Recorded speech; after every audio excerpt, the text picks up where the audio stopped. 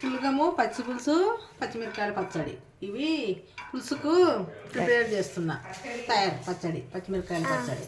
రెండు కలిపి వేయించుకోవాలి.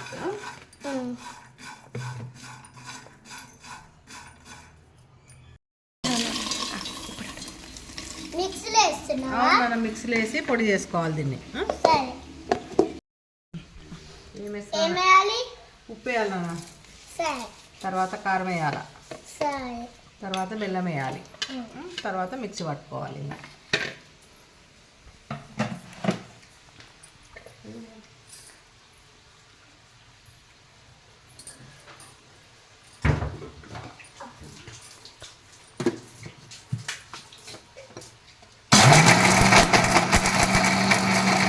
ఇది అప్పుడు పిండి మిక్సీకి వేసుకున్నాం కదా పొడి, దాంట్లో కొద్దిగా వాటర్ వేసుకొని మిక్సీ పట్టుకోవాలి.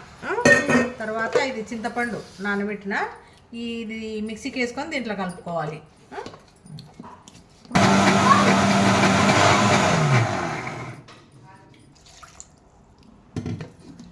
పెట్టుకున్నా చింతపండు వేయాలి.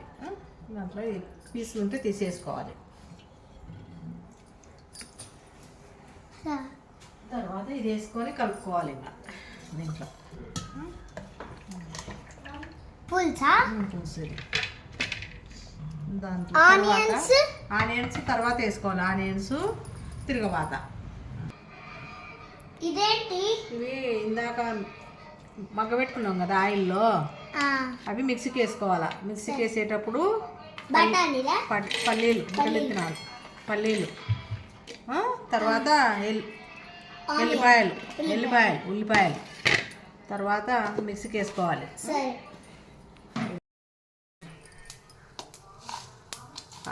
ఆయిల్ వేసుకున్న తర్వాత కొద్దిగా జీలకర్ర ఆవాలా, తర్వాత ఎండుమిర్చి, తర్వాత కరివేపాకు వేసుకొని రెండు వేసుకుని కొద్దిగా పులుసులో కొద్దిగా పచ్చళ్ళు వేసుకోవాలి. దీంట్లో పులుసులో ఇవి ఉల్లిగడ్డలు వేసుకోవాలి, సన్నగా తరుపుకొని వేసుకోవాలి. తర్వాత కొత్తిమీర వేసుకోవాలి, తర్వాత కొద్దిగా కరివేపాకు వేసుకోవాలి, తర్వాత దీంట్లో తిరగబాత వేసుకోవాలి కొద్దిగా.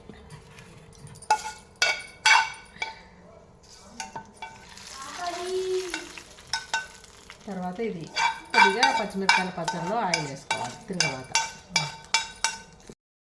మన వంట రెడీ అయిపోయింది. పులగము, పచ్చడి, పచ్చి పులుసు, పెరుగు. మా నాన్నమ్మ చేసిన వంటలు చూడండి. Please like and subscribe. నానమ్మ నాకు పెట్టవా? అయిపోయింది కదా.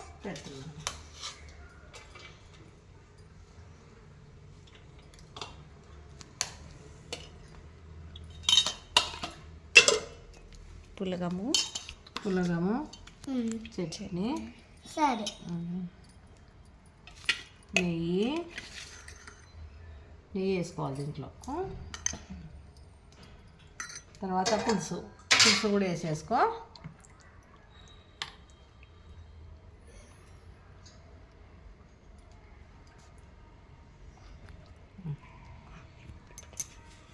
దాంట్లో కొద్దిగా మిక్సర్ వేసుకో. Thank you. Please like and subscribe.